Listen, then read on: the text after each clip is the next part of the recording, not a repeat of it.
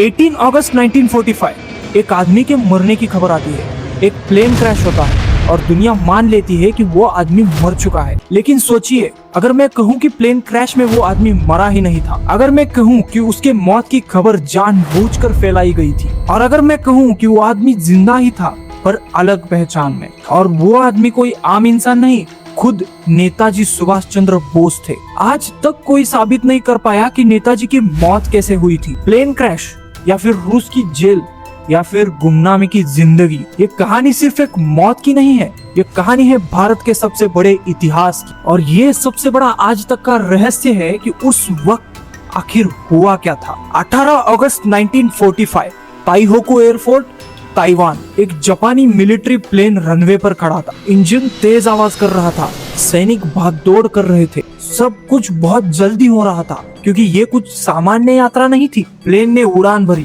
और उड़ान भरने के तुरंत बाद एक बड़ा धमाका हुआ। प्लेन आग के गोले में बदल गया।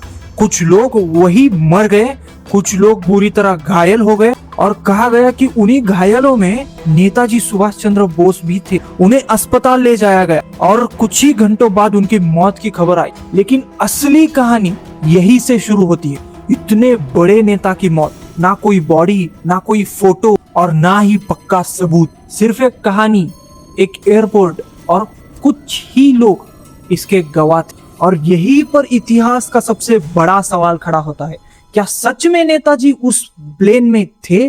नेताजी सुभाष चंद्र बोस बचपन से ही अलग थे। बहुत तेज दिमाग, बहुत मजबूत इरादा, क्योंकि वो अंग्रेजों के यहाँ नौकरी नहीं करना चाहते थे। उनका सपना था भारत को आजाद देखना, लेकिन उनका तरीका अलग था। वो मानते थे कि आजादी भीख में नहीं मिलती, लड़कर ली जाती। जब भारत में अहिंसा की बात हो रही थी, तब नेताजी एक सेना बना रहे थे, आजाद हिंद फौज। उन्होंने जर्मनी और जापान तक की यात्रा की। दुनिया के सबसे बड़े युद्ध के बीच उन्होंने भारत की आजादी की योजना बनाई।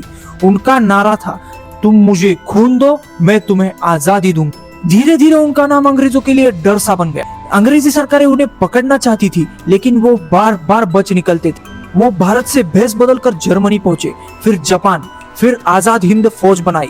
ये सब एक फिल्म की कहानी जैसा लगता है, पर ये सब सच।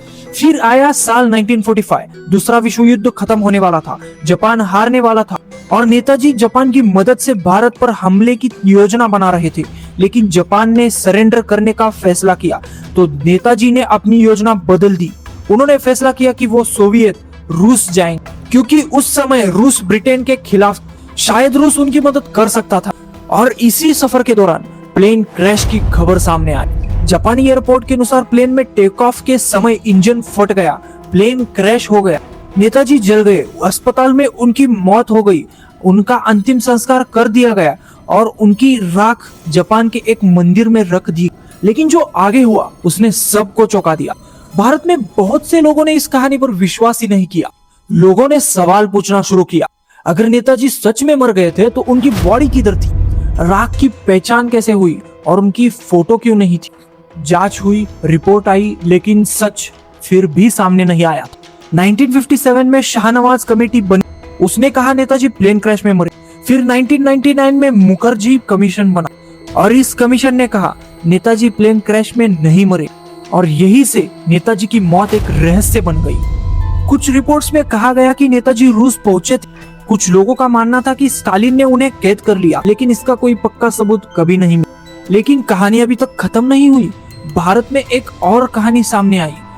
उत्तर प्रदेश के फैजाबाद में एक रहस्यमयी बाबा रहते थे। वो हमेशा पर्दे के पीछे रहते थे, किसी से सीधा नहीं मिलते थे, लेकिन जिन्हें उनसे मिलने का मौका मिला, उन्होंने कहा कि उन्हें मिलिट्री, राजनीति और इंटरनेशनल के मामलों में उन्हें बहुत गहरी जानकारी थी। उनके कमरे से नेताजी के परिवार के पत्र मिले। उनकी लिखावट नेताजी से मिलती जुलती थी, लेकिन उन्होंने कभी खुद को नेताजी नहीं बताया। लेकिन अगर ये सच है तो इतिहास की किताबें बदलनी पड़ेगी।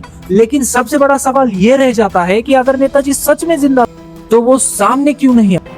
कुछ इतिहासकारों का कहना है कि अगर नेताजी सामने भी आ जाते थे तो अंग्रेज उनको बंदी बना ले जाते।